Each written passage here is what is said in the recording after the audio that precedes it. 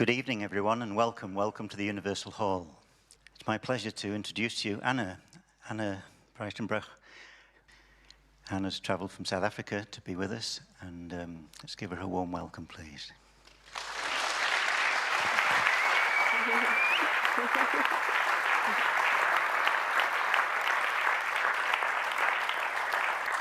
Cool. Right, welcome everybody, and thank you so much for taking time out of your evening to come and learn about talking with the animals. Although it's not just animals I'm going to be speaking with you about. Officially, what I do is called interspecies communication. And that's not a foreign concept to Findhorn for very obvious reasons to do with, well, about 50 years ago, 50 years and some months. Interspecies communication is something that we all can do, so I'm not here to be regarded as, special or having been dropped on my head as a baby. It's about us all connecting with this intuitive ability we have within ourselves. We may happen to have a particular passion for animals or plants, perhaps the trees or even the elements like the oceans. And this form of communication really applies in so many different ways. So I'm going to talk just for a brief 20 minutes about some of what it is and how it works. And then we're going to show 15 minutes from a recently completed documentary involving an animal communication case with a black leopard. Some of you may be familiar with the story already, and some may not. After the showing of those brief 15 minutes of film footage, we're then going to leave a good 45 minutes for questions and answers from the audience, discussion style, because often I find that's the most helpful. That's where you have the real life situations you might be wondering about back at home, in your gardens or in your homes that you'd like to ask about, and we can all learn from each other. So don't be shy at that time to make your comments or ask your question. Everyone in the room will benefit from hearing that discussion. So without any further ado, I'm going to pop to and fro a few times for advancing the slides. But let me start with some of the founding statements that underpin our modern way of thinking, rather unfortunately. Aristotle, one of our fathers of philosophy, has implied that nature is just here for our purpose. And René Descartes, one of the founding fathers of our modern scientific system, has had very similar things to say, calling ourselves, humans, the lords and possessors of nature. And this is where we humans, well, even before then actually, this is where we began to separate from and try to regard ourselves as better than the other species. We use technology, we use our brain size and functioning as arguments to support this theory, but it's just a theory. It's just a theory that we made up, that there's some imaginary hierarchy of life, and we happen to be at the very top of this hierarchy. But no one else said it was so, except ourselves, so it hardly seems very objective, does it? At these very critical times, we know for all sorts of reasons that the Earth and our fellow beings, our wild relatives and those that live closer to us are really struggling under the so-called supremacy of our human species. And a whole different way is going to have to be founded. Einstein was a very, very wise man beyond his mathematics and his physics. He really understood that when you take science to its limit, you eventually come up against something more. You come up against something bigger than the empirical and measurable sciences. And he knew, and we are now experiencing, that we have to invent a whole new way of thinking and being and relating to get through this evolutionary crisis. Else we're just going to drag all the other species down with us. So what is this world that we're actually living in? It's not physical. It's not about the way flowers look. It's not about how many legs an animal has. It's not even about a teacup or a person. Really, on a building block level, we are all made up of exactly the same stuff, which isn't actually stuff, it's energy. But at a quantum level, whether it's a leaf or a coffee mug or a person, we are just collections of quanta that come together to form atoms, which come together to form molecules, which come together to form increasingly complex beings. But at the fundamental building block level, we are all made up of exactly the same stuff. And so why wouldn't we be able to connect and communicate with other expressions of life? We are literally of the same energy. We are cut from the same cloth. We humans, having brains as we do, tend to think, a lot, too much. And every thought or feeling has an electromagnetic consequence in our brain. Synapses fire, there are brainwave emissions, and these really have a frequency that can be perceived by any other aspect of the universe that tunes into us. Much like a cell phone tower or a radio tower that's constantly emitting waves, so we too as humans are walking through our days and the world emitting these waves energetically and on a brain level. But connecting with any other being we want to is not just a matter of the mind or this lump of gray matter we call our brain. It's also a matter of the heart, the wisdom of the heart, that feeling of unconditional love, and connecting from a place of kinship and recognition. So I'll talk more about that in a moment. The good news is that other animals, non-human animals, are automatically tuned in. They're very open. We know how our cats and dogs at home just know what we're thinking. And if we're feeling sad or bad on a particular day, they might come and show us a little comfort or treat us a little differently. Unfortunately, us modern humans have lost the ability to be aware of these things naturally. And we tend to focus only on spoken word and on language, but the animals all around us are constantly sensing us, and they know things automatically. They're very good at it. It's us who needs to adjust our frequency to get on the same wavelength as them. But animals are always receiving our real thoughts and feelings, and perhaps they're even suggesting some things to us as well. If you're sitting at home and suddenly have a thought pop into your head, you might be sitting in front of the TV or at your computer, and suddenly you find yourself getting up and walking through the kitchen, outside into the yard, picking up the empty dog's water bowl and filling it with water. It doesn't mean that you suddenly had the bright idea in the middle of your workday that the dog might be thirsty. What would have happened is that your thirsty dog is emitting these feelings and messages of thirst, and eventually you manage to get it on an energetic or a telepathic level. So animals are good at this. They're doing it all the time. These photos were taken on a wild dolphin workshop a couple of years back, where completely wild dolphins in the ocean choose to come up to swimmers and interact with us. And they have learned that us humans tend to be pretty silly about things and to think of contact as meaning physical contact of some kind. Look in how many cultures, isn't there, the shaking of hands or at the very least eye contact is some way of making connection, because we humans think that physical contact is the only way to make connection. And what I've experienced with these dolphins is that they know they're connected energetically, but when they come close to us, they emit the air bubbles out of their blowhole that is their signature pattern.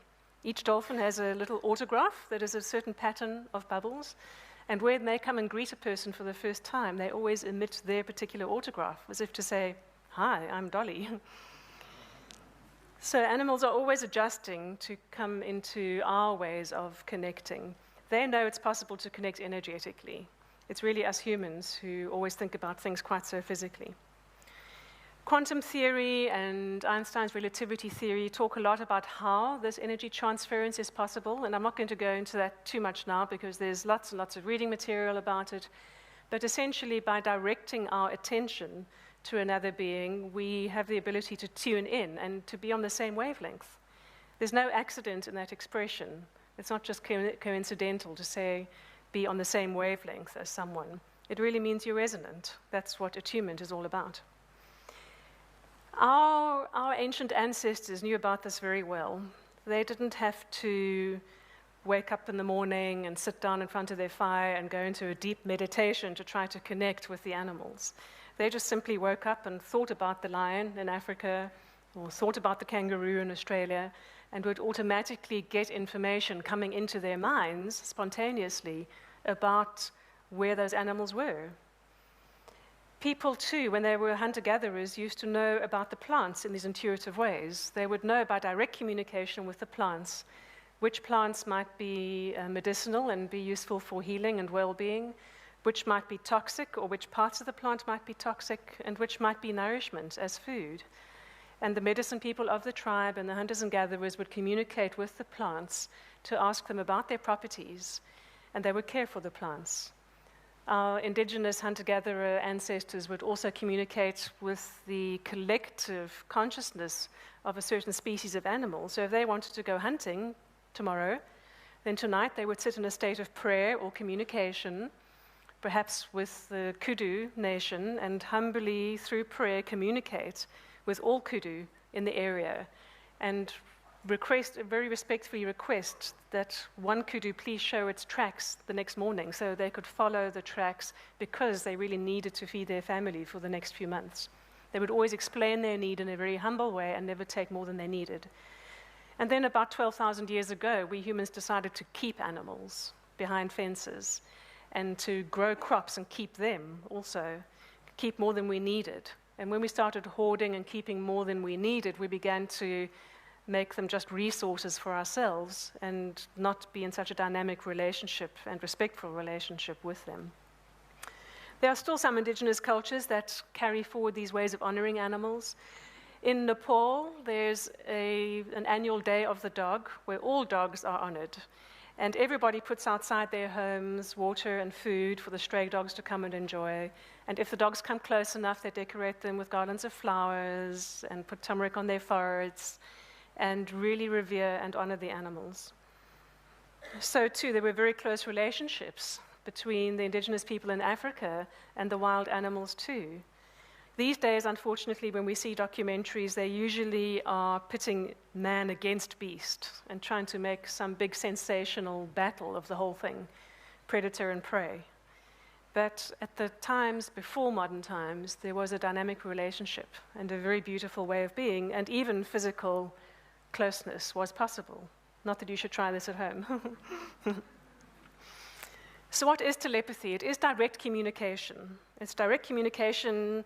The animal might be in the same room as you. The plant might be right in front of you in your garden. It's direct communication. You're not using some distant means of doing a psychic reading. It's a direct communication, like a conversation. And the dog will know that you're speaking with them telepathically, just as you will know. It's a two-way sending and receiving of information. It's completely natural. We know how sometimes we can just tell what someone's going to say before they say it. That's telepathy. So it's not something very new agey or weird or a special gift. We're not predicting the future. We're not in some astral traveling way, zooming ourselves over to remote locations to look down and see what's happening there. If we are connecting with an animal who is somewhere else than where we are, we're actually connecting energetically and then asking them to show us where they are or how they're feeling.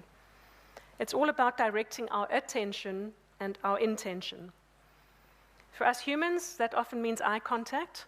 Some animals don't like eye contact. They take it as threatening, or they think it's a game, you know. So it doesn't have to be eye contact, but with animals who live close to people, like our domestic pets, they can often enjoy eye contact for short periods. With our eyes closed, we can still direct our intention to connect towards the one we want to connect with. Animals and plants are sentient beings. Now, a sentient being means one that can think for itself and is self-aware, very much aware of itself, of its individual expression in the universe. Unfortunately, mostly science doesn't really regard animals as conscious beings, so they go through all sorts of experiments to try to prove that. Cornell University had a study with elephants who have lived in the same yard in a zoo for several years. And one day they took the elephants away and sedated them and put a cross, a white cross, on the elephant's forehead, like you can see. They also put up a big 7-meter mirror in the elephant's yard, and then they woke the elephants up. And when the elephants were no longer sleepy, they went out into their yard. And of course, they went straight to the mirror, thinking, oh, new toy, you know. And they felt with their trunks behind the mirror. But within 90 seconds, they realized they could see their reflection in the mirror. And when they saw their reflection, the first thing the elephants did was, with their trunks, move to the cross on their own forehead and try to wipe away the mark. So this proves that they were understanding their reflection to be a two-dimensional representation of themselves and in reverse, you know, a mirror image. They didn't first try to wipe on the mirror. They straight away realized, whoa, there's something there that shouldn't be there, and tried to wipe the mark away with their own trunks. So animals are self-aware. Every bee in a beehive is aware of its own role and its own purpose. Every tree in a forest is very aware of its family of other trees and of itself, of its own needs and its own life. So plants and animals have their own roles and purposes. Perhaps the role of all cats is to find boxes.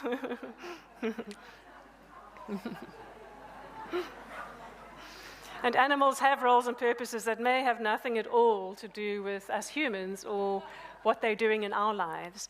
You know, we so often are very grateful to animals for being guide dogs for the blind, or therapy animals, or horses that draw carts, or other animals that help us. But that doesn't mean their only purpose on the planet is to be in service to us humans. You know, what made us so special? What made us so important? Perhaps we are here to serve them as well. Perhaps we're here to help each other. And different species have got different perspectives about what's important to them, or about who they'd like to communicate with.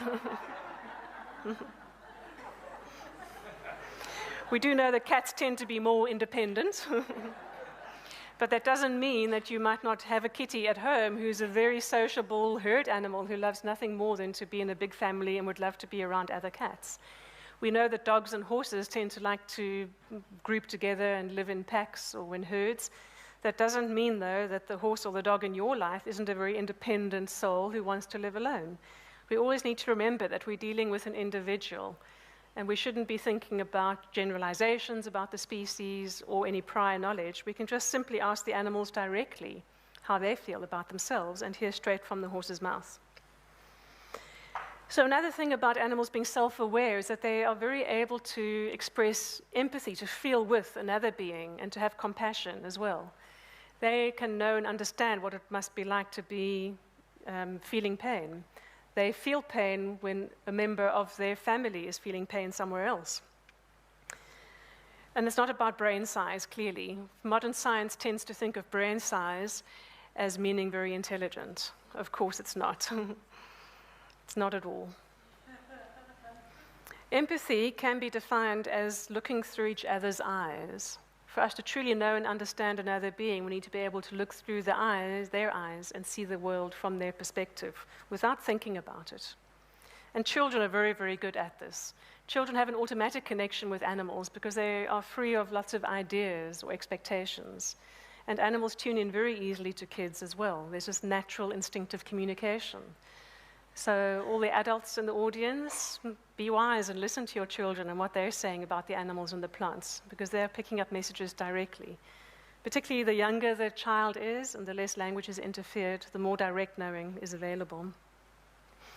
Here are some brief examples of compassion and caring between the different species.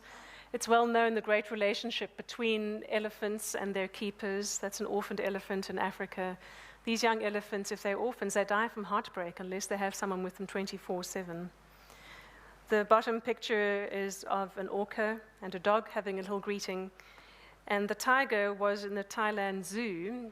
His mother rejected him when he was born, and the only other animal who had young at the time was a pig. So they put him with the pig, and he grew up with his little piglet brothers and sisters, and now they live happily together. And he doesn't think they're food, they're his brothers and sisters. So what do we use telepathic communication for? We use it for all sorts of ways to try to understand animals better so that we can help them meet their wishes or their needs. We can use it for helping veterinarians understand their physical symptoms or describe their physical symptoms to find out what's wrong with them or what care they need. It can help with resolving behavioral issues and various distressing things. Most importantly, though, it can enhance our relationship with them. This was a cheetah I worked with in Canada who'd broken her leg and had to be confined indoors for quite a few months. And with telepathic communication, I was able to keep her calm and help her understand why she had to go through this very terrible imprisonment, because it was for her own good. And from time to time, we'd let her, look out the window and see where she might be able to walk again one day, which she did. And these photos were taken in Mozambique by a young marine biologist who attended one of my workshops. And a few months later, while snorkeling in the warm ocean, he saw a whale shark that is the sea's biggest fish, just meters and meters and meters long. You'll see in a moment relative to a human. And she had fishing line caught around her tail and a hook in her tail, which was obviously reducing her ability to swim so well. So he remembered what he'd learned about being calm and still inside and connecting with her. He explained to her what he was going to do and that he meant well. And then he swam up to her. See how large she is. That's just her tail, and he's an adult man. It was potentially very dangerous. If she had just swished her tail, she could have knocked him unconscious. But he had explained his intention, and he got a feeling of a yes from her. And this is what he wrote about it afterwards. I told the lady, meaning the shark, exactly what I was going to do. After removing the hook, I actually swam up right next to her face and showed her the hook. She calmly gave this long, paused wink. I'll never forget her expression. So it's very helpful to calm animals down if they are in distress or if a bird has fallen out of the nest. And it's not about physical expression. It's not about facial expression. It's not about interpreting behavior, because that is our minds busy trying to interpret things. It's definitely not about body language. When us humans see an animal in a certain posture or certain body language, we tend to assume certain things. It's really not about body language. Animals are doing what they're doing for their reasons. How does it work? Every day we have moments of intuition. We have little gut feelings or little hints or sudden messages fall into our head, and we need to learn to trust those. That's really what it's about. And it's about the energy behind the concepts, not the actual words. So sending is automatic. Animals send, we send information, and it's really not about the words. Okay. Us humans tend to hang up on the idea of words, but if we're genuinely in distress and are saying help or ouch or I'm really sore, I'm really unhappy, animals understand the feeling and the energy of it. It doesn't matter what we're actually saying. Luckily, they don't interpret things from a language point of view. And as they say, cats are their own particular species who may not actually talk and definitely are less likely to respond when we want them to. So we need to honor the animals and their species as well. There are simple steps, we'll talk more about this afterwards, but they're very simple steps to intentionally connecting with an animal telepathically or with a plant telepathically. They're very, very simple. So simple that we tend to think, well, they can't be real, or this is too easy. But it's really not a complicated thing. We just have to have our hearts and our minds in the right place. Usually one of the first things to do, therefore, is to relax, to consciously relax. Relaxing the body can help relax the mind, because we need to become still.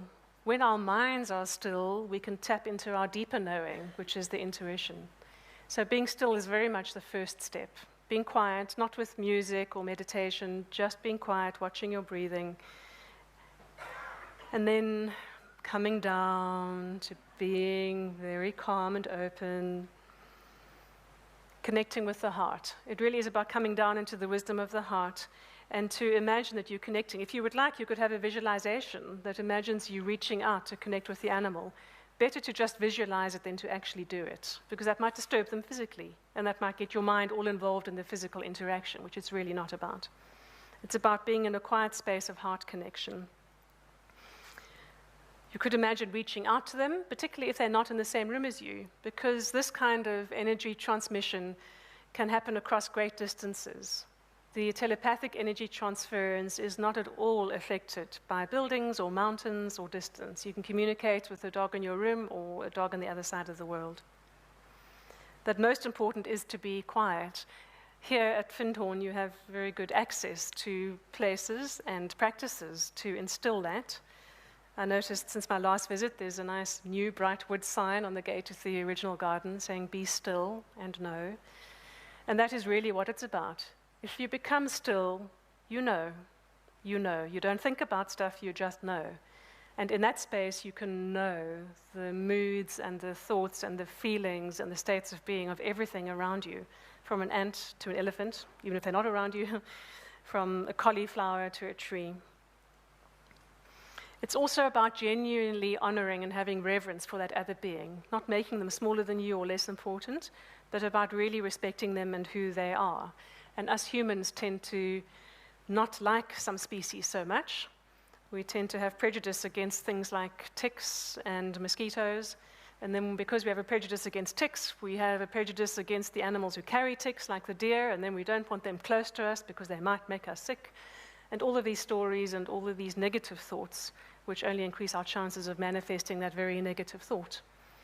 If we genuinely understood that, yes, the deer are carrying the ticks and might also become sick from them, we can feel more kindly and understand we're all on the same planet and the same situation. If we understand why animals that raid our vegetable garden are hungry, perhaps, or why they're not getting enough nutrition in the very little wild areas that are left, we might feel more kindly to leaving some rows in our vegetable patch for them, or putting some trees in a different location and saying they're welcome to eat off those. It's about living in harmony with nature, and the most amazing reciprocal relationships are possible. It's also about physical considerations. We need to go quietly and perhaps somewhat camouflaged into nature. One of my favorite animals in Africa is the meerkat.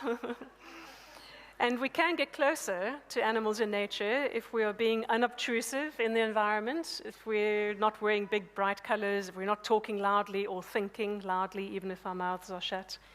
So it's about having a quiet way of walking and being. It's about being quiet within. That is truly the only requirement for this at all. And when one is quiet within, the most amazing things can happen. I was sitting on a boat in a channel on the coast of South Africa, and I found out afterwards, a white-throated swallow came and sat on the wire, on the stay of the boat, and I wanted to respect his need for a rest, I thought, so I moved away, and he followed me, and I moved around to the other side of the boat, and he followed me, and eventually I communicated with him, and he was just curious. Who are you and what do you feel like? So I offered my hand so he could feel what I felt like, and he hopped onto my hand. And we had a lovely chat about the weather, literally about the weather, because the weather matters to a young swallow trying to fly across a channel. So amazing things can happen when you're genuinely open and peaceful.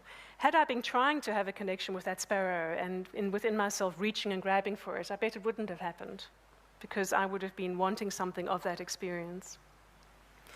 It comes down to shared awareness.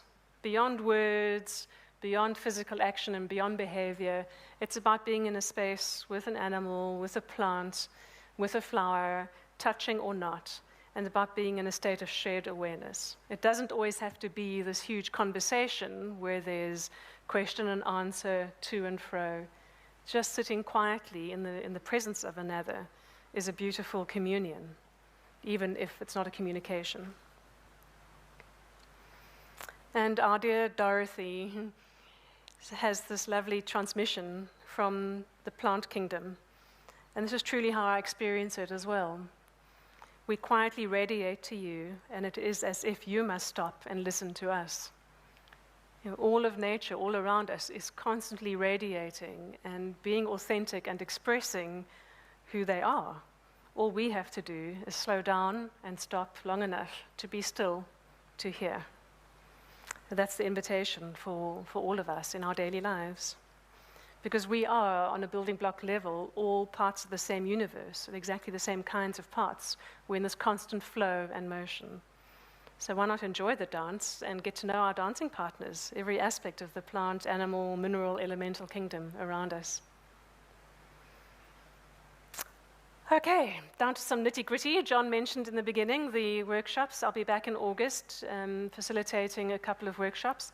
The adult ones we call workshops, the kids ones we call fun shops. Sorry for the adults. So from the 3rd to the 5th of August, Saturday to a Monday, and the following week the same again. Those are interspecies communication workshops where we go into a lot of detail about all the how, all the techniques, so-called, for how. But it's very practical, very experiential. We get into real communications, both off photographs of animals that I know and you don't, so that you can test yourselves and have your answers validated. We also go out and about on the property. The first workshop, I believe, will be at the park, and the second at Cluny. So we go and work with real life situations or negotiations between different plant species or plants and animals or animals and humans, and we get very practical with it. There's a lot of individual mentoring as well. So by the end of those 2.5, 3 days, you've absolutely got all that you would ever need to go and continue practicing with. Most of the workshop is really just about how to get out of our own way. So those you can inquire more about at the bookings office. There are still spaces on both of those workshops. And then in addition, on the Tuesday, the 6th of August, for the young children in the mornings and for teens in the afternoon, because there will be a program by then, I'll also be offering a couple of hours. That's free of charge for any children who want to come along. And then we're just going to go and get dirty and play with the animals and the plants and communicate with them out there in the woods and the beach. So all kids are most welcome to that as well. And if you want to know more about my other offerings in the UK, Germany, or elsewhere in the world, my website is animalspirit.org. I also teach online, doing webinars and free seminars about associated topics. It really is my passion and my pleasure to be able to spread this amongst other humans to help us remember. Because when we remember our ways of being related, all of life benefits. We benefit the most, I think, but hopefully we can have positive effects on the other beings who share our lives too. And that's just the way it used to be and the way it can be again. So thank you all for being here. What we're going to do is switch right into some video footage. It's just about 12 or 13 minutes long. And this is from a case involving a black leopard in South Africa. This black leopard was born in a Belgian zoo and had never come out of his night shelter there, so the zoo got pretty upset because he wasn't being a good exhibit. He wasn't coming out of his night shelter, which is a tiny, tiny little area. And so they sold him. They sold him to a breeding farm in South Africa, and then he didn't produce cubs. So then they were upset because he didn't do as they wished. So they sold him on again to a cat park where I came to meet him. By then he was 7 years old. And when he got to the cat park for the first 6 months there, until the day I went to meet him, he also never came out of his night shelter, which is a small concrete enclosure about the size of a double bed. By then he was completely fed up with humans, very angry with people. And they had never intended to try to handle him or touch him directly. He's way too wild and very dangerous. But when the caretaker of the place just tried to put some meat through the fence into his night shelter to make friends with him, this black leopard named Diablo came charging straight through 2 sets of electric fence that were on, broke through the fence, knocked the 6'4" man to the ground, bit on his arm so badly he put him in hospital for a week, and then he went back through the hole in the fence and went back to his night shelter. So that's where the story starts. They were just completely desperate to try to find out what on earth was going on with this animal and why he was so unhappy. So we're going to watch that, and after that we'll take questions and discussion points. Okay.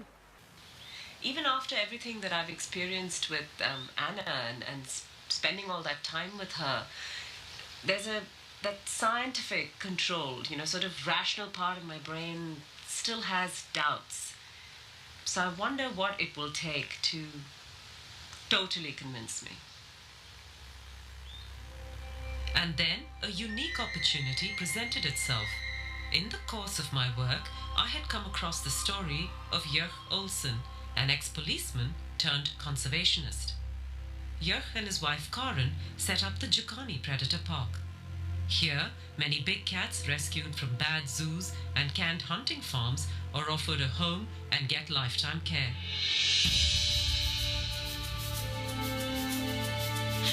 Joch has a remarkable relationship with his cats, and he handles them in a way I have seldom seen before.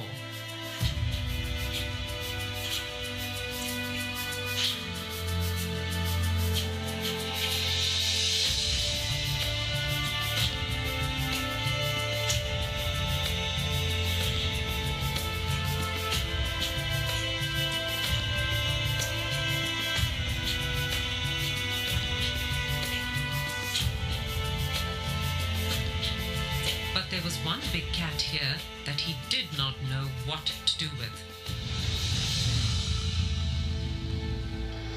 This black leopard, called Diablo, had been rescued from a European zoo where he'd been abused. That experience had made him suspicious and vicious. All he did was sit in his night shelter and snarl at anyone who came close to him. 6 months in, and Joch was at a loss as to how to deal with this cat. That whole atmosphere there was a vibe of aggression and of I hate you and I will kill you. And the one encounter I had with him, he sent me to hospital 1 bite, 1 week. Here, I thought, was the perfect case. If Anna could get this animal to change his behavior and become well adjusted, then I would have no choice but to acknowledge that she was in dialogue with animals. It took me some time, however, to convince Joch to bring in Anna. He's a dangerous cat. He's very, very dangerous. He's towards me and towards everybody else. In my opinion, the chances of an animal communicator changing that, it'll take a lot to convince me. I honestly do not believe that an animal can talk to a human or communicate with a human. I've had animals my whole life. We give them commands, we give them instructions, and they do it as we habituate them, basically. But I'm very skeptical to think that an animal like Diablo will communicate or can communicate with humans. I am desperate, however. I do not want to lose him. I made sure that Anna had no information on Diablo or his history before she came to speak to the black leopard. I was nervous to see what would happen, as this animal never let anyone near his night shelter without a lot of snarling and growling. But the minute he saw Anna, he calmed down and let her kneel right outside and look at him.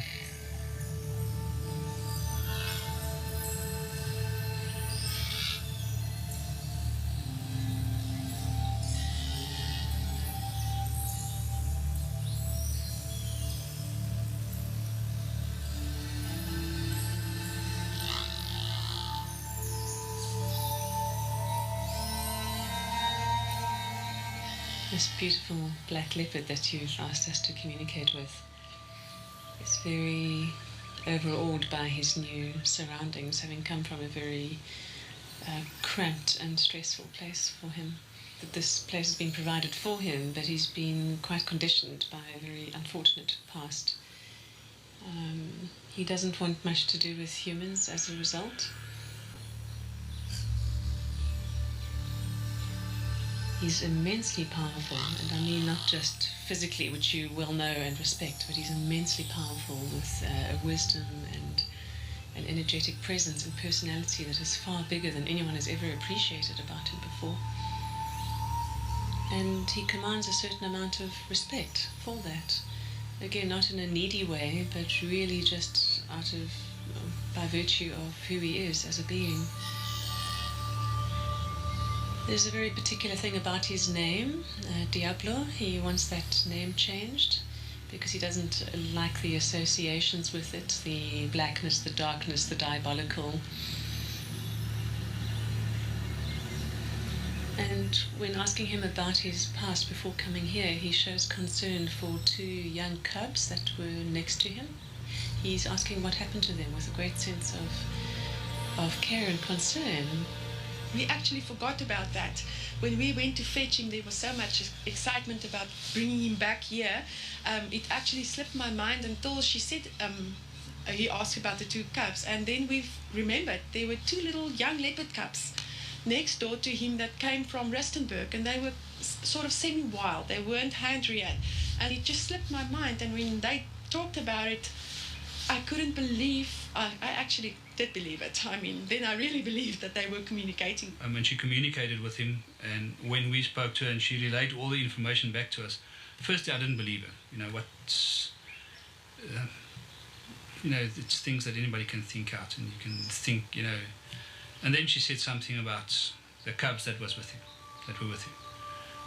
And that changed this whole thing, because now all of a sudden, that's something that she didn't know about.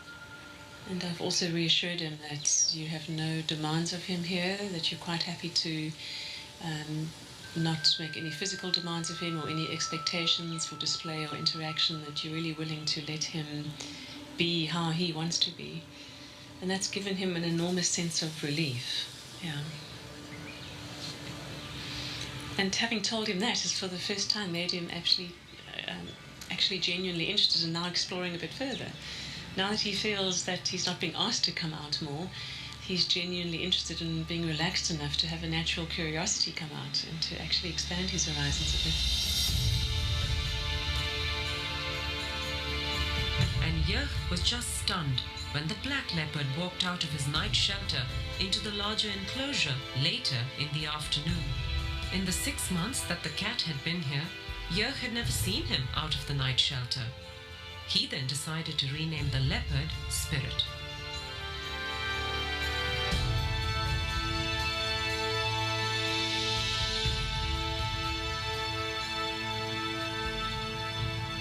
we told him that same afternoon that we're not going to call him Diablo anymore. And we understand and we agree with that the diabolical side of it. That's not what he is to us. And we'd like to change his name to Spirit.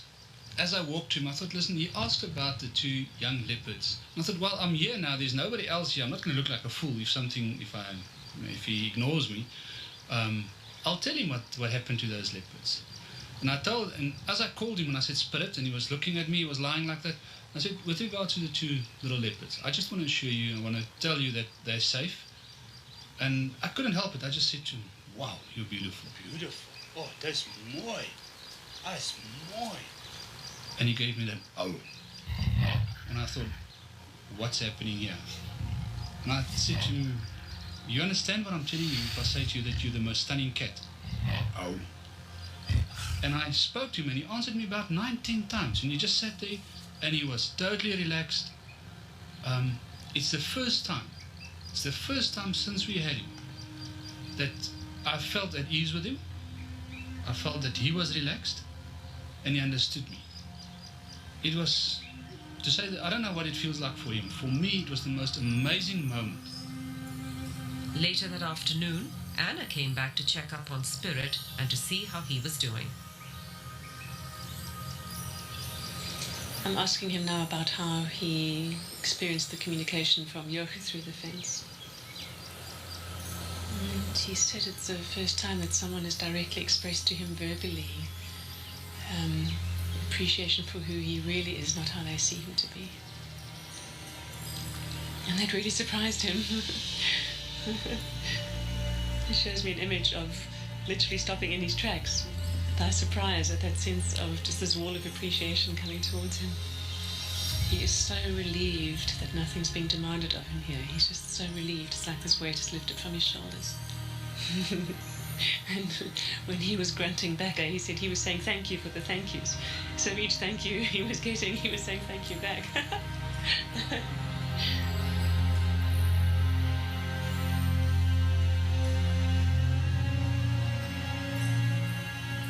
Is there anything you'd like to say about that feedback?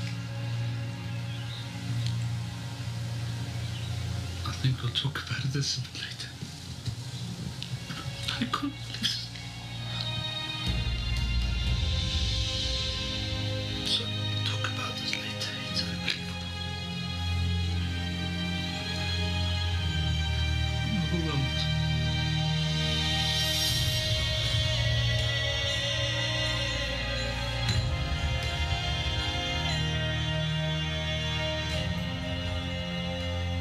It's 2 different animals.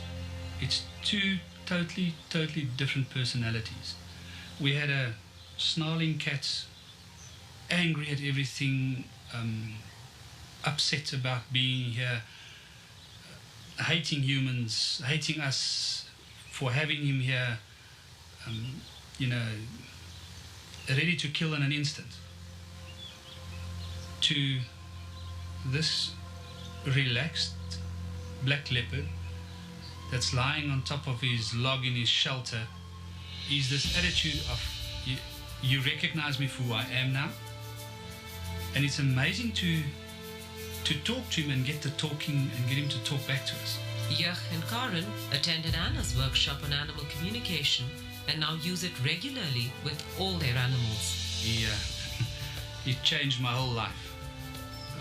And Spirit and animal communication has taught me, when I work with my other lions, the reactions you get, the communication you get back, the feelings you get. Sometimes you get lions or Queenie, for instance, that's unhappy with something that happened. And I'm not sitting out there wondering what's wrong with her. She tells me, and I can correct it, and I can make her happy because she is I have to look after her. I've got to make her happy. It changed the whole family. The opportunity for every individual on the planet to connect again with nature is right there on our doorstep.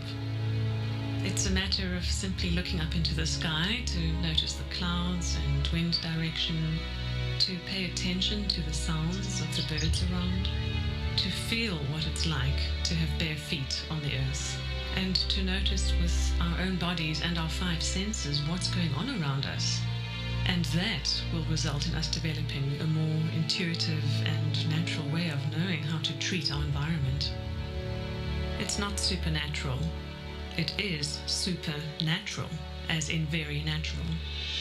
It's the blueprint of our brains. These ways of knowing and communicating were the way of all our human ancestors. We see how our children come alive when they are out in nature. And as adults, we must remember that we are living in a world borrowed from our children's future. This is a most delicate time in human history on the planet. And for sure the future of the planet and all her inhabitants rely on what we do now and what choices we make. Those choices can be informed by what the animals are telling us if we are just willing to listen and to hear. Perhaps the only real question for us humans is how are we going to respond?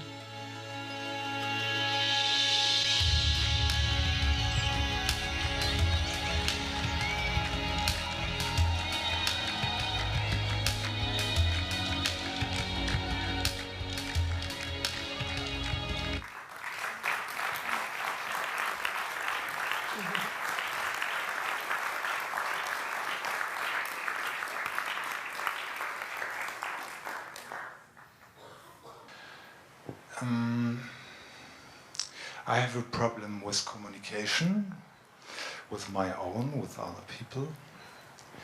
And I was laying 6 weeks before next to a shaman. And afterwards, I haven't no more so much sadness. And just it comes in my mind, maybe I could stay in contact with her now, or in the night, or tomorrow. How can we learn as humans to be connected with people? They help us to heal or something, to grow. Thank you. Thank you. Yes, the matter of this kind of intuitive connection between people, human to human, is a question that I often get asked.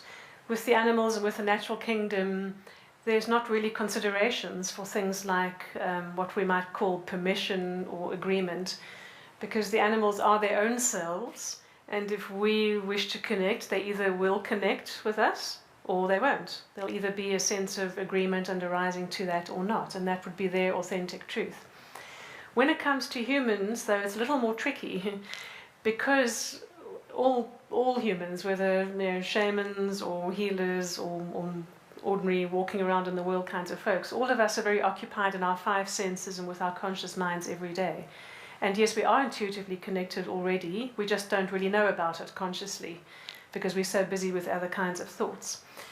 Connection or intuitive connection is often automatically there with people who are already emotionally close, or with people with whom you've had a very strong bond or mutual purpose, or a healing intervention, or some kind of caring scenario. So 2 things are true. Firstly, the intuitive connection is already there between you and whoever you've encountered. It is already there. If you would like to, the other thing that's true is that you may not be aware of it as an actual conversation.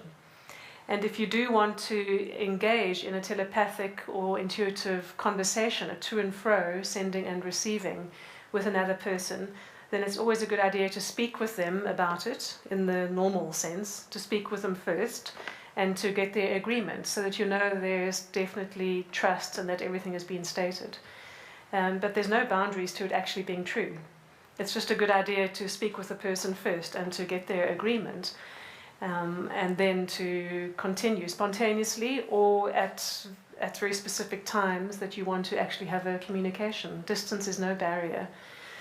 And this can be a very fun way to practice, by the way, as well. If you want to find a telepathic buddy to practice with, you can practice sending each other, colors or shapes or mental pictures and see how close you are to getting it correctly. It can be a lovely way to practice with someone that you do trust. Yeah. Thank you. Hello, Anna. Ian in the lighting booth. Right. So people may not be aware, they've seen the cameras. We have about 50 people around the world joining us. Great. And I've got two questions. The quick one is Art in San Diego would like to know where he can get your DVD from. Mm-hmm. And the longer question from Becca is, I always feel bad about animals being kept in zoos. Mm-hmm. Are animals aware that their species need help, and are zoos helpful? Great questions. Well, thank you. The answer to the first question is really easy. The DVD is available for purchase as a Region 2 DVD, which means that in San Diego you would need to play it over through a computer, Mac or PC, because Region 1 DVD is not yet available. Nonetheless, you can either find details on the resources page of my website, animalspirit.org, or you can go straight to the online catalogue, the online company. It's kalahari.com. Kalahari, like the desert, Kalahari, kalahari.com, and they do ship worldwide. They've already sent several to California. The second question is a very good question, and I came into doing this work in animal communication in a very sideways manner, and it was by actually volunteering at zoos and animal shelters and in conservation programs, and I was very distressed by the state of a lot of animals in those captive environments, because they are very unhappy. A lot of them have got that glazed-eyed look where they're not really engaged anymore. They just have lots of people's thoughts and worse, objects being thrown at them on a daily basis, and they just disconnect. They disconnect from their reality as a way to keep sane inside, and become just really very depressed. So the thing is, I'm certainly not going to go into justifications for why zoos are helpful, to have people go to see animals and at least care about them. And I also certainly never buy into the argument that zoos and breeding are necessary for saving the wild species. So many places pretend to be conservation programs and breeding to save the gene pool when they're actually just tourism establishments making money off entrance fees. But having worked for at least 10 years in these kinds of environments, there were individual animals that I would come across who were very, very clear in themselves that their purpose was to live in captivity and to touch the hearts and the minds of people who came to visit that zoo or that park. And they were the animals who were always bright-eyed and welcoming. It doesn't mean one could touch them. Sometimes you could, sometimes you couldn't. That wasn't the point. They didn't need physical touch. But they were very clear that their role and their purpose was to be an ambassador for their wild cousins, so that they could help have people experience them and therefore perhaps care about that species, and therefore care to help or donate money or other resources towards saving the habitat and their wild cousins. So I would say on a case-by-case basis, one would need to look at the individual animals there, how they are feeling about it. A lot of my work, at least half my work, is with wildlife, usually in captive scenarios or in relocation programs or programs to return them to the wild. And I'm called in to ask what the animals need to be more comfortable, to have their lives more enriched. What do they need on an activity level, on an environment level, food, diet, interactions, and all those sorts of things. So to say that all animals in zoos are just dying to be free would also be not true. That would be a generalization. At the cheetah park where I volunteered on weekends, we often had people come and get all sad and say, oh look, that cheetah just wants to run free across the African plains. Meanwhile, most of those cheetahs had been born in captivity, were very well fed every day, and could think of nothing more scary than being out in the African plains having to find their own food. So it really comes down to the individual animal. It's pretty obvious if an animal is happy or unhappy in a captive scenario, and what I can suggest and how we all can absolutely help is, if we visit such a place, is to send them compassion, to open our heart centers and to let them know that we really see them. We really see them, we feel for them and with them. don't pity them. If we feel sympathy towards them or if we pity them, that's not very helpful. That just makes them feel even worse, and it's very disempowering. Better to send them unconditional love and to essentially just say and to feel, I see you, and to hold them in the light. And that honestly does improve their experience of their life that day for having been fully seen and having had a touching moment with a person energetically. Great. Question? I wish to appreciate your being here, first of all, but I have two questions. One is, do animals like spirit form an emotion from a feeling? Mm-hmm. Was the feeling that where he was brought up, did it create an emotion? And do animals understand human emotions? Mm. Is the first part of your question, are you asking, does the animal have an emotion come up? Yes. Okay, yes. Right. Animals are very, very present, and boy, can we learn a lot from them from that point of view. As a spiritual state of being, animals are so present, which means, yes, they do have feelings come and go and reactions to things in perhaps an emotional way, but those don't tend to last. Those feelings won't last. They don't really hold grudges unless you've been away from home for too long and your domestic cat lets you know when you get back. But they have feelings. Yes, they do have feelings, and they would experience them as emotions. They might get a flash of aggression or a sense of longing or sadness. So they certainly do. But they don't attach to them in the same way that humans do, and they certainly don't, after the fact of feeling it, sit around and think about it some more. So they don't just tend to sit there and think about feelings. But of course, if they feel the same thing around a certain person often enough, they have memory as well, and they can know what's causing their distress, or they can describe what situations do. When it comes to the question of do animals understand human emotions, they know we have them, and they read human emotions absolutely accurately in the moment, but they don't understand why we have so many, and why we're so conflicted, and why we react so much. Animals are very aware that most of the time we are not present. So they sense our emotions, including if we are unsure. You might be out at the park or on the beach and you see someone whose dog has got away from them off the leash, and they really, really want the dog to come back. And the person is very angry that the dog has got away. But they know that anger is not going to attract the animal, the dog, back to them. So they might be calling the animal, the dog, here Fido, with a sweet little voice, and even offering a treat, and here Fido, good dog. But behind their back, the dog can't see, you can see they've got a stick, and they intend to beat the dog and punish it when it gets there. And you'll see Fido's response. Fido's hearing the right words and the right tone of voice, he's even having the treat dangled, and everything looks good. But Fido's unsure, because he can also absolutely sense the negative intentions of the person. He can sense that all is not well, that there's something else happening in parallel. And so Fido might come back a little half-heartedly with tail between the legs, sort of getting mixed messages, because a lot of the time we ourselves as humans are just mixed up in our own heads. That's also another reason why it's impossible to fake confidence around animals. If you are genuinely feeling afraid or feeling fearful, they will know that. You can't pretend not to, because they'll pick up on that frequency. Is it okay to ask a question about my own animals and a situation we're in, please? You're welcome to. I will just say I won't be able to tell you why your animal's doing what you're doing. All right. If that's because I'm not a behaviourist and I don't believe in generalising. So, no, it's not. So in a situation, I would say one would have to ask the animal why they're doing what they're doing, what their reasons are. But if it's still relevant as a... It's actually about...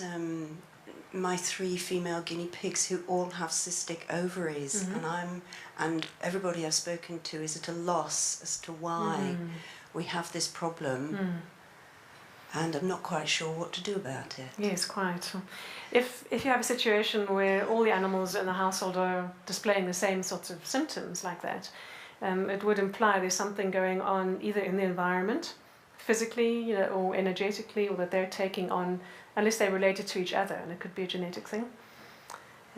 So there are often energetic reasons for animals' ailments, particularly animals that live close to people. They might display an illness that is actually trying to give us a message. So a domestic animal may develop a liver disease, and perhaps they're trying to tell us we should have our livers checked out, or that we are too much in the emotions that are associated with liver, like anger, resentment, those sorts of things. Sometimes animals take on a physical illness to help us not get so sick, and that might be an act of service on their part, and therefore an appropriate choice because they're making it from a centered place within themselves. Sometimes animals get sick though because they're reflecting to us what's going on, or they've over-identified with us, and it's not coming from such a centered place in themselves. Yeah. But the thing to do in that scenario would probably exactly to have a communicator ask all three of them together, do they know? Animals most of the time absolutely know what's going on with themselves and why, what the causal reasons are. Yeah, thank you. And, yes, thanks. Yeah. I've recently have noticed around my friend's dog.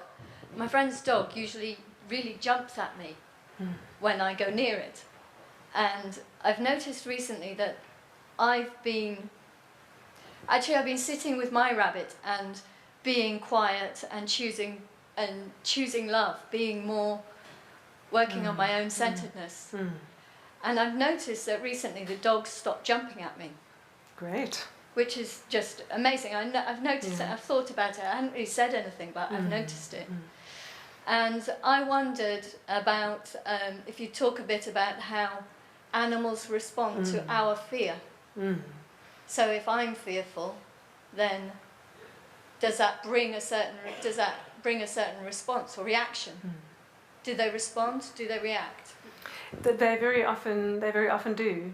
If we are feeling fearful or nervous in ourselves, animals will definitely know that, and they might choose to move away and stay a bit away from us therefore, because they just feel misunderstood. Particularly if it's, for example, a large breed dog. I've been at the vet before with a friend's dog, a big German Shepherd, and a mother and her 8-year-old daughter walked into the vet's reception area, and when the mother saw the German Shepherd, she grabbed her daughter by the arm, actually hurting her daughter, and said, "Stay away from that dog, he's dangerous." Just because he's a German Shepherd, and he's the biggest teddy bear, the most gentle dog I've ever known. So animals feel that. They feel assumptions, they feel negative opinions about them, and they feel our fear. They may choose to just recede, or they may come towards us if we're feeling fearful. And then again, there might be a couple of reasons. Sometimes they can just sense fear in the field, really, right around, and that makes them think, gosh, there must be something scary here. There must be something worthy of being fearful. So everything just sort of escalates. They think less clearly, we think less clearly. They just sort of get very tense, even if they don't come towards us, but they might get very tense because suddenly fear is in the field and they go into an instinctive high alert state. Sometimes when we're fearful or when we really don't like an animal, they will come to us as a deliberate attempt to try to convert us. And the classic example of this is cats. People who don't like cats will walk into a room and any cat around will go to that person.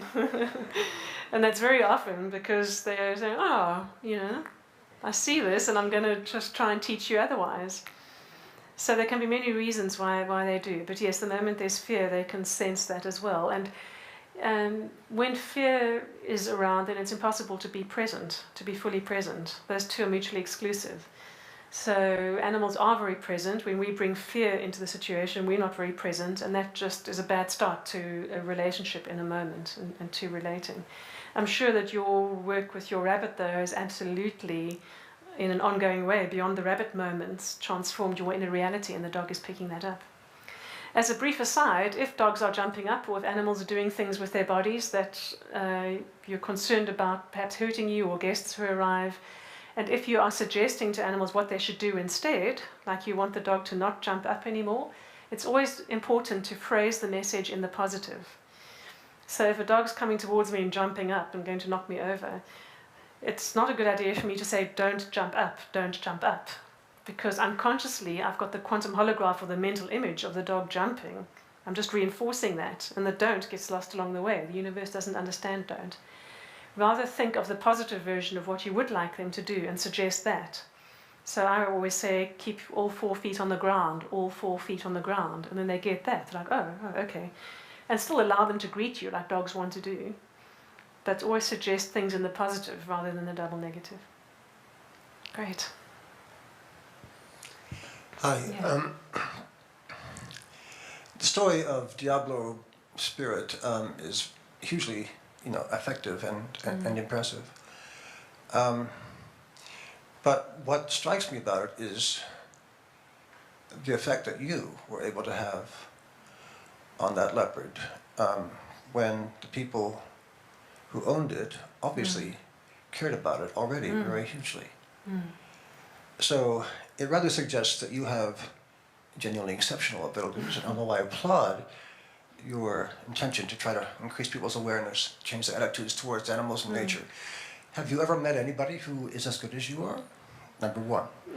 Number two, I sat at dinner with Alistair Black, who told me that you're working with one of his colleagues, taking people on safari into wilderness areas. I'd be curious about, what the plan is or what the intention is there. And finally, I'm wondering if animals are aware of humans and, poaching type humans, and whether there's anything that can be done with the animals to shift that situation. Great, thank you. I'll try to remember all of those three. If you don't, I'll remind you. Thank you. I don't have exceptional abilities. However, this is my passion and my calling, and so I've paid a lot of attention and time to it in the last 12 years since I jumped ship from my IT career into doing this and finally followed my bliss. So perhaps the combination of really combining my passion with this as a calling has put me in the position of doing the right thing for me, and therefore, it's also something I do every day, so I'm much more practiced, and practice does make perfect, it really does. Yes, I do have colleagues around the world, other animal communicators, who are as good as me, if you want to use that terminology, which is a strange sense to me, but we often check in with each other around difficult situations or really dire situations where a rhino is badly injured and there's poaching and that sort of thing, and we always get exactly the same messages in our communications, so we sort of double check each other, if I can put it that way. Excuse me? Remotely? Yes, remotely, yes, yeah, remotely. I'll talk more about the remote thing in a moment. So about Diablo renamed Spirit, yes, the people did care about him very much, and they were desperate to try to have him be happy and try to have him come out of his night shelter. And that desperation of theirs is not unlike the question about fear that we just had. That desperation comes with a certain anxiety, and it's just focused on what they want him to do, come out, albeit for his own good. What also is not mentioned in the documentary is that is an animal park where they conduct daily tours, and the tour guide's script was to keep on telling Diablo's sad story. And so several times a day, in front of his night shelter, where no one could see him anyway, there were words being said about, abused in the European zoo, and so unhappy and depressed and aggressive. So this was being reinforced several times a day, day after day after day. And with the best of intentions, they were inadvertently making his situation worse by throwing those sorts of feelings at him. And I'm really just an interpreter or translator. It's not, yes, animals tend to trust me maybe because of my willingness to be on the same wavelength as them, and the work I've done to clear myself of projections or expectations or prejudices against species. So perhaps I'm a bit more of a clear container because of personal spiritual work I've done on myself, but I'm really just the interpreter. That was all just about me conveying his message to his keepers. And Jörg, right that same day, he went to the tour guides and he said, you will never ever again say a negative word about him or tell his sad past and tell his story. We're going to scrap that from the script and we're going to rename him, and that's it. And it was because Jörg and the staff did that Spirit responded so positively and then gave that feedback. So the second question was? The wilderness trips. Oh yes, the wilderness trips, yes. Peter Raimondo is a wilderness guide in South Africa, and we run wilderness trails that are between 7 and 10 days long. What is very special about being in the wilderness and communicating with animals telepathically is that it's very, very different, again, to how a lot of the animals experience humans in the tourist sense. Even on safaris, there's people with cameras who want something from them. They want the photograph, or they want to point at them and they just see them as objects. Here we go on foot, we sleep under the stars, no tents, no communications. We are literally humbling ourselves and making ourselves no greater than the animals. And we will inevitably have encounters with them on foot, but we don't, well, although we are looking after safety and possible interaction dynamics, we're very much about connecting with the animals and their truths, understanding from them how they're feeling about our presence, and do they want us to move away or move around. And just on the last trip back in March, we had an incident. It was a very hot day, about 42 degrees Celsius. Very hard to imagine in the Scottish summer. And we were desperate. In fact, we needed to gather water from the river to be able to drink. We completely ran out of water. But a bull elephant was 100 meters back from the water, and he really, really wanted to get in as well. He was nervous of us. We were perhaps more nervous of him. And he had every right of way. We wanted to make sure he could go, but he conveyed to me he was still very, very nervous and would rather hang back. So I said to him telepathically across the river at great distance, I said, okay, well, we'll also just sit here quietly. When I turned my attention away, some of the men decided to go into the river. They couldn't wait any longer. And the first I knew about it was this perturbed message from the elephant, basically saying, hey, you broke the deal. The people are in the water now, you broke the deal. And he began flapping his ears and wanting to mock charge. So I apologized immediately and explained that I had not actually conveyed that to the men. My bad, I didn't tell the other humans that I'd made that deal with the elephant. They had changed their minds without knowing any different. And so called them out of the water. And he right away transformed. He understood that it had been a mistake in the human communication, and he was then very happy to come down to the water to do his business and then move away so that we could have a turn. And there's lots of encounters with wildlife, injured or otherwise, who will often take very close contact when they know that the human is being genuinely respectful and honouring their needs and their wishes. So those wilderness trails are all about being in a very five-sensory way in the wilds, with nature, on a completely even footing, so to speak. We don't have any other privileges, we don't have any superiority over them. And the encounters are very close and very wonderful because once again they're truly seen, and when it's being meeting being in nature, we too are just like another animal on the landscape. And it feels like, I imagine, being one of our native ancestors might be, where there's a very real relationship with the earth, with the waters, with the animals. We have baboons roosting next to us if we choose to camp on some cliff faces. Just amazing. For those who might be interested, the next trail is from the 10th until the 16th of October, and details are on the website, animalspirit.org. And your last question about poaching.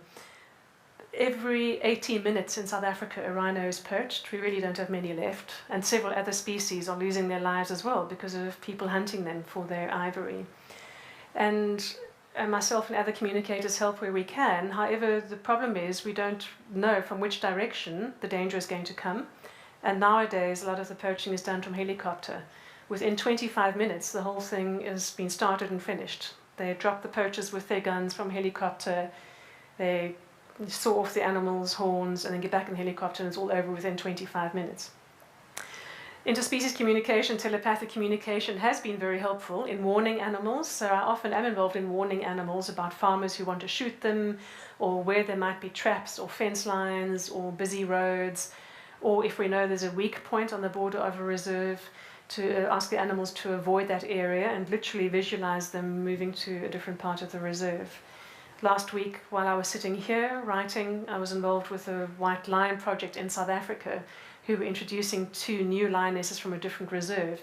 And if they meet the existing lions too soon, it could be a real bloodbath and many lions would be killed. And they didn't want to have to sedate and anesthetize the resident lions while they brought in the others, because they had to go through the reserve to get to the enclosed area. So they asked me to communicate with the resident lions and ask them to, for that day, to please move all the way to the northeastern corner of their reserve. So I sat here in Findhorn at 58 degrees north and imagined myself at 34 degrees south and imagined the direction northeast from that reserve, what northeast would be in terms of quality of light at a certain time of day, and just using my intention to call up those specific 3 lions, I asked them to please move away, move towards the northeast and to stay there until sunset. And I got feedback saying that's exactly what they did. I also described to the lions why they should do that. It needs to make sense for them, but they need to want to do it for their own reasons. So it's not just because we ask them, they should do it. I explained that if they didn't do that, they would have to be darted and go through the stress and go to sleep and then be groggy for a few days. So that them agreeing to do this would be much more comfortable for them, and that's why they did agree. Yeah. Thank you very much. Thank you. Hi. You talked about a lot of vertebrates, mammals and birds, and one very big fish. I'm wondering what experience you have or thoughts you have about the mind or contact with some of the insects. But in particular, I'm thinking the hive creatures like ants and bees, where, well, some of the bees, where the individual has one state of being, but then it's also part of a much greater whole. I guess everything is, but yeah. Have you experience of communicating with, say, a colony of ants and an individual ant, and yeah, your thoughts on that? Yeah, I'm so glad you asked. In fact, Dorothy and I were speaking about this the other evening, comparing notes on our communications with insects. Connecting with an individual insect is a wonderful thing to do. In fact, connecting with any species that you don't know a lot about is a really great thing to do, because then you come to experience their reality in a way that you don't have preconceptions about. So you know it isn't your mind just suggesting things to you. So choose any insect, go out into your garden and choose an insect to connect with, and simply ask them, what is it like to see through your eyes? And I guarantee you'll have the most amazing experience of this mosaic vision and jigsaw puzzle-like experience.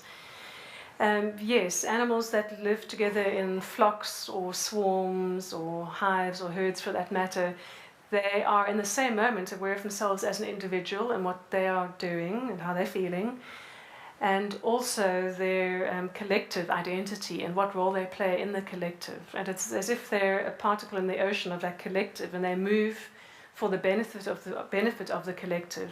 Every decision they make in a moment about which flower to go to is informed by the collective impulse and the collective good, something us humans could definitely learn from. When I was doing my advanced training in this about 12 years ago, there were 6 of us communicators at a wildlife ranch in Texas that was filled with African animals, very strange. And there was a whole herd of impala, and we were all asked to separately go in different directions and to ask different individual impala exactly the same questions about herd life, about decisions they made about the herd and the group collective. I always remember one answer. The question was, what do you do when you get stressed? So there's 6 communicators asking 6 different impala, what do you do when you get stressed? And all of us got exactly the same answer, which was just eat grass. And they weren't talking about marijuana. They essentially meant get back to basics, you know, just go back to basics. So there's a beautiful pulse of wisdom going through a collective, and the individuals know who they are as well. It was on that same workshop that I noticed a sunflower that was buzzing with so many bees around it. And in my humanness, I expected that that sunflower, if it had feelings, might feel a bit bothered by so many bees landing on it all at once. So that was my projection. And I went into the state of stillness, intended to connect to the sunflower, and I asked the sunflower, how do you experience the bees? And the most beautiful answer came that my mind interpreted into the words, the bees kiss me with their awareness. And that's how the sunflower experienced bees, being kissed by the bees' awareness. So the most amazing visceral experiences, and often very simple and profound wisdoms and truths, are available by connecting with nature. They're short, but they're very sweet. Yeah. Thank you. Yes. The question is, have I had any communication with sharks? Yes.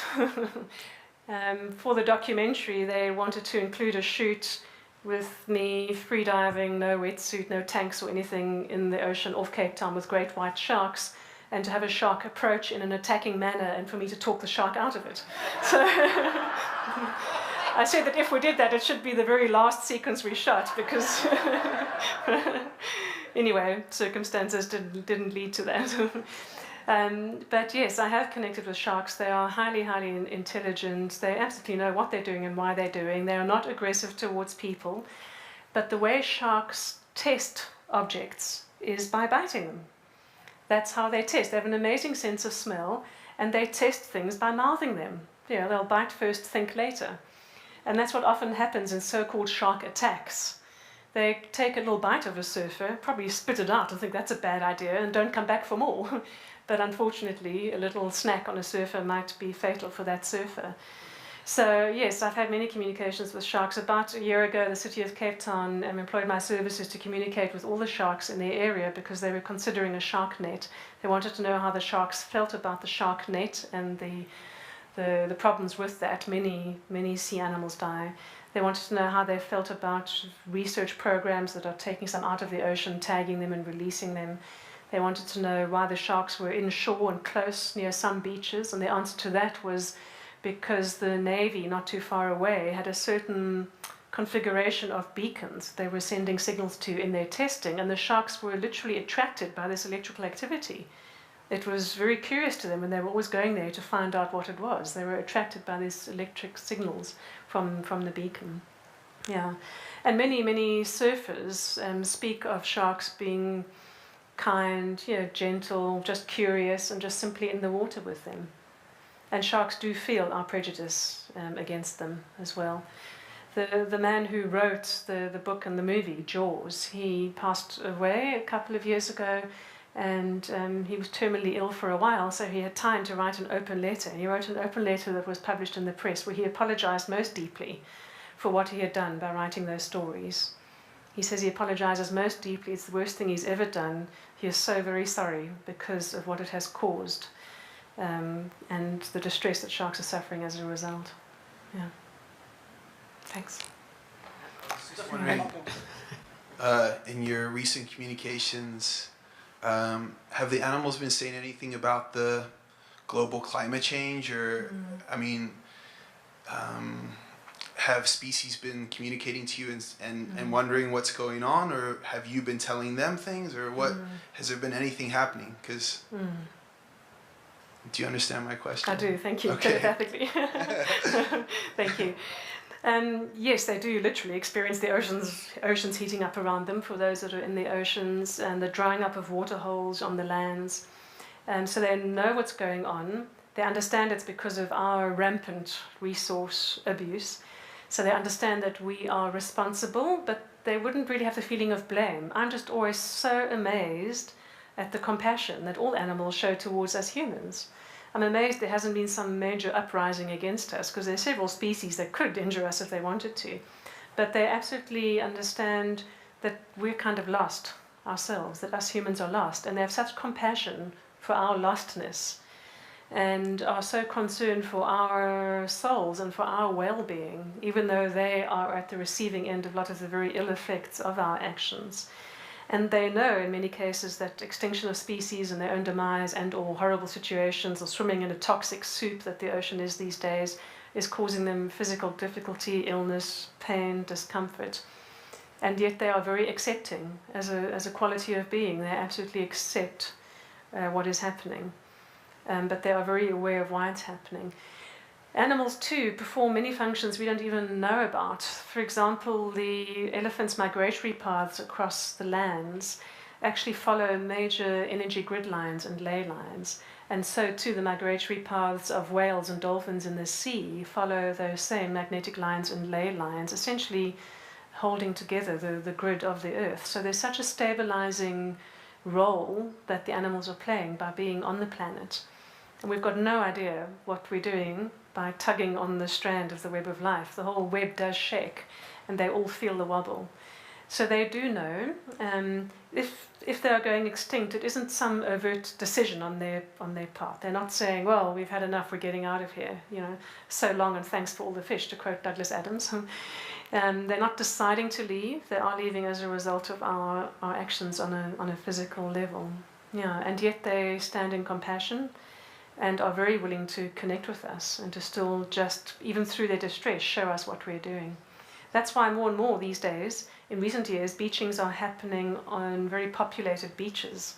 Beachings of sea animals are happening on very populated beaches, so that many humans are around and very aware and get touched or moved or inspired to at least consider how they're living their lives. It doesn't mean everyone has to dash out and be an activist in the doing sense. It does mean we can think about what chemicals we're throwing down our drains at home, what resources we're using. It does mean when we sit quietly on our own, do we sit with good thoughts and good feelings, or do we focus on the negative? These are all things we can do. We can also be involved in many forms of sacred activism, which would be right from the comfort of our own armchair, meditation, like happens for the bees here and for nature, prayer, whatever modality calls to us. This is how we can really make a difference. Most of all, we need to be that difference, as Gandhi said.